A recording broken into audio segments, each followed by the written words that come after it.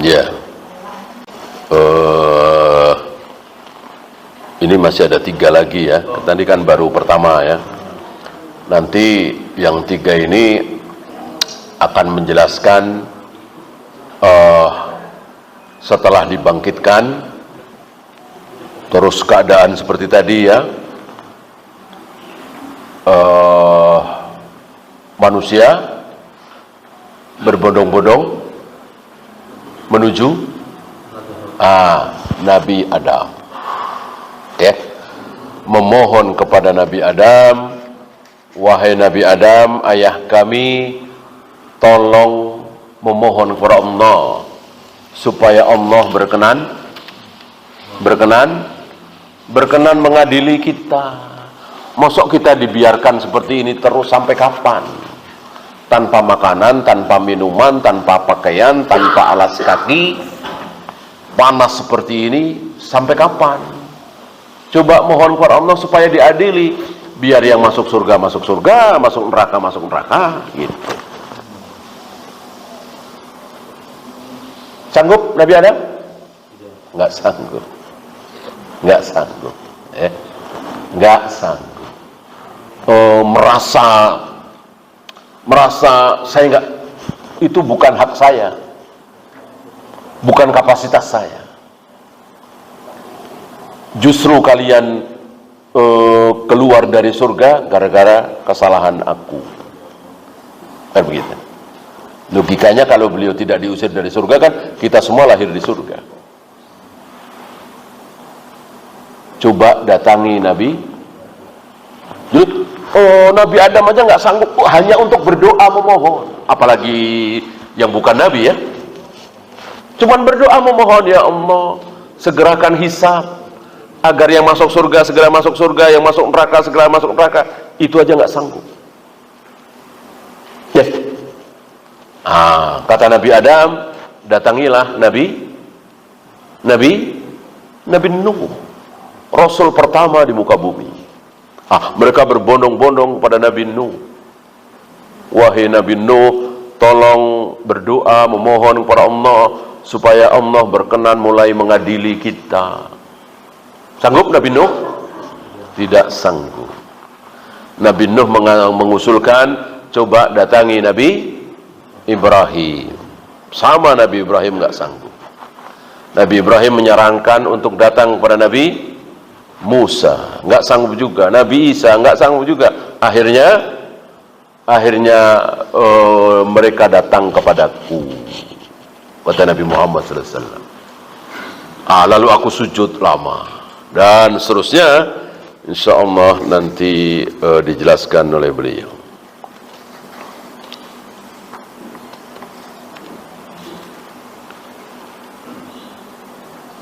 Manusia dibikin banyak masalah gara-gara uang, kehilangan sabar gara-gara uang, marah-marah dan seterusnya.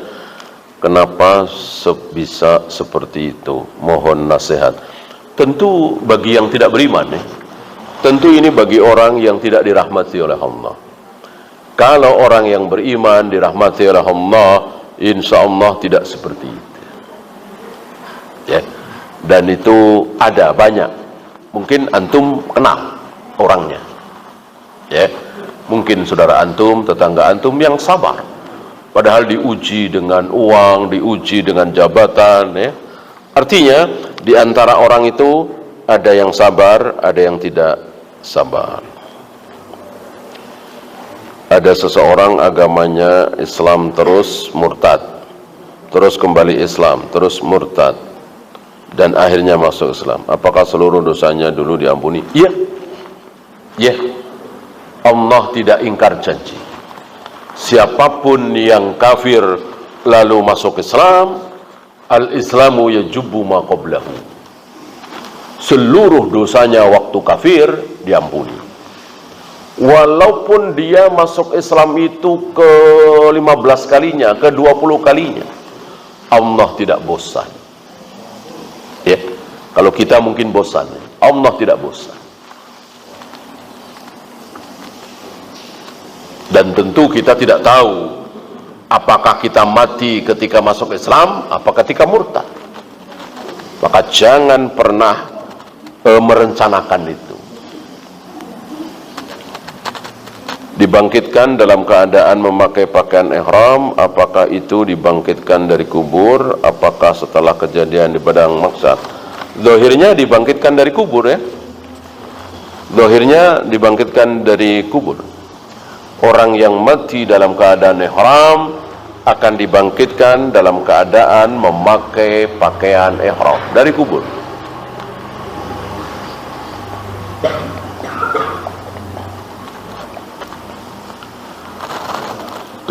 Apabila imam lupa tasahud awal dan sudah berdiri sempurna, tapi makmum mengucapkan subhanallah, jangan.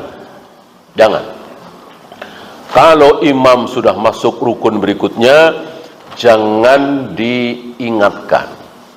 Makmum harus ikut. Kecuali baru mau berdiri, makmum tahu, langsung subhanallah. Kalau imam sudah masuk rukun berikutnya, udah ikuti saja. Gampang nanti sebelum salam sujud sahwi 2 kali. Ya. Maka ini pelajaran bagi antum sebagai makmum.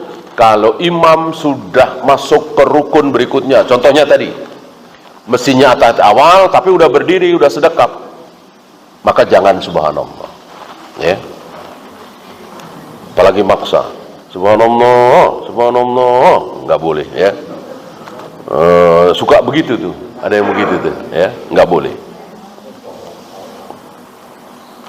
Dan imam nggak boleh balik lagi. Kalau sudah masuk ke rukun berikutnya nggak boleh balik lagi. Ketika sholat lupa sujud, apakah mengulang lagi atau sujud sahwi? Nggak ada, mengulang lagi itu nggak ada kecuali batal. Kecuali kentut atau ingat tadi belum wudu, ingat belum mandi junub ya. Adapun lupa nggak sujud, lupa nggak ruku, lupa nggak tasyahud awal, nggak ada diulang. Cukup sujud sahwi. Walaupun lupanya banyak. Ya mungkin pikun ya. Lupa nggak sujud, lupa nggak ruku misalnya kan. Lupa nggak tasyahud dalam sekali sholat. Sujud sahwinya berapa? Ya tetap 2, nggak kemudian dikalikan gitu, enggak.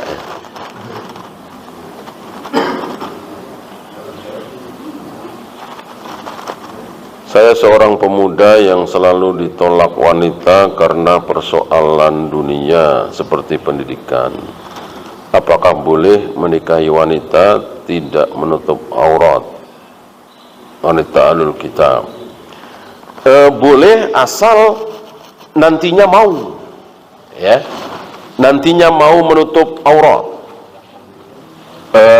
Kalau dari awal jangan paksa saya pakai jilbab ya, janganlah, jangan dinikahi lah, ya.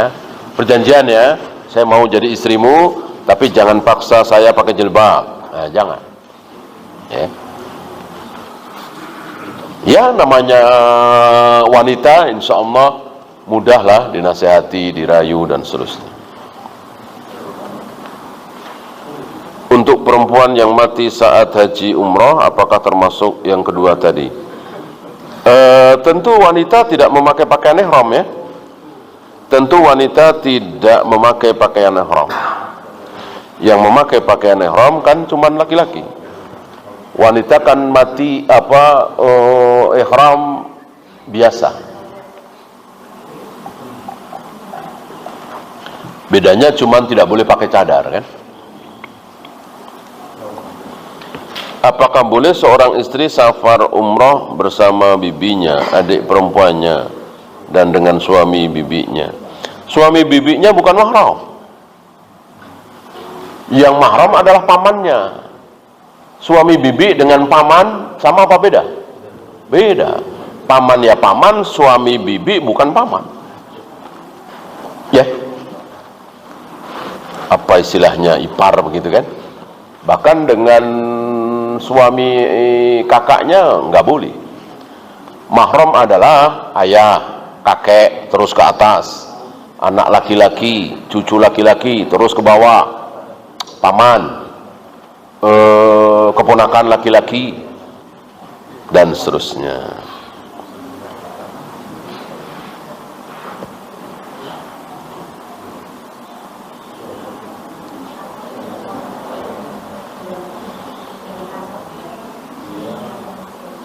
Siapakah Nabi yang masih hidup? Nabi Isa. Berada di mana? Hanya Allah yang tahu. Adakah yang lain selain Nabi Isa? Tidak ada. Satu-satunya manusia yang hari ini masih hidup adalah Nabi Isa alaihi salatu wassalam. Bal rafa'ahullah wa ma qataluhu wa ma salabuhu walakin syubbiha lahu. Yang benar, mereka tidak berhasil membunuh Isa, tidak berhasil menyalib Isa, tapi yang dibunuh, yang disalib adalah yang diserupakan dengan Nabi Isa. Bal rafa'ahullah, Nabi Isa diangkat oleh Allah dalam keadaan hidup. Berada di mana hanya Allah yang tahu. Dan nanti entah tahun berapa, tanggal berapa, hari apa, yang tahu, yang ketahuan waktunya. Beliau akan turun. Apa? Menjelang sholat subuh. Beliau turun di muka bumi ini menjelang sholat subuh, saat kaum muslimin siap-siap berjamaah sholat subuh, diimami oleh Muhammad bin Abdullah yang bergelar Al-Mahdi atau Imam Mahdi. Imam Mahdi tahu, karena Imam Mahdi kan, ya jangankan Imam Mahdi, kita aja tahu kok bahwa Nabi Isa akan turun di Manaratul Baida di Damaskus, Menara Putih di Damaskus. Nah, ketika Imam Mahdi mengimami sholat itu, sudah takbir ya, beliau tahu Nabi Isa turun. Maka Imam Mahdi mundur, memberikan kesempatan kepada Nabi Isa untuk menjadi imam, tapi Nabi Isa mendorong bahu Imam Mahdi supaya tetap menjadi imam dengan mengatakan, engkau lebih berhak jadi imam daripada aku, karena aku bukan termasuk bagian dari umat ini. Maka ini menolak ucapan seorang mu'alaf yang masuk Islam, alhamdulillah. Beliau banyak ceramah kemana-mana, menolak ini, menolak hadis ini, ya, dengan mengatakan kalau begitu Nabi terakhir bukan Nabi Muhammad dong, Nabi Isa. Enggak, Nabi Isa nanti turun di muka bumi bukan sebagai Nabi, jadi imam aja enggak mau. Kalau Nabi pasti jadi imam, enggak ada Nabi jadi makmum, ya. Dikatakan imaman adilan. Nabi Isa kelak turun di muka bumi sebagai pemimpin yang adil, bukan sebagai Nabi, bukan sebagai Rasul. Maka beliau wudu, tayamum, sholat, ruku, sujud, mengikuti syariat Nabi Muhammad SAW. Syahadat tentu, ketika tahiyat baca syahadat, asyhadu alla ilaha illallah, asyhadu anna Muhammadar Rasulullah. Mengikuti umat ini. Wallahu a'lam. Habis? Ya. Lebih dulu mana munculnya Imam Mahdi sama Dajjal?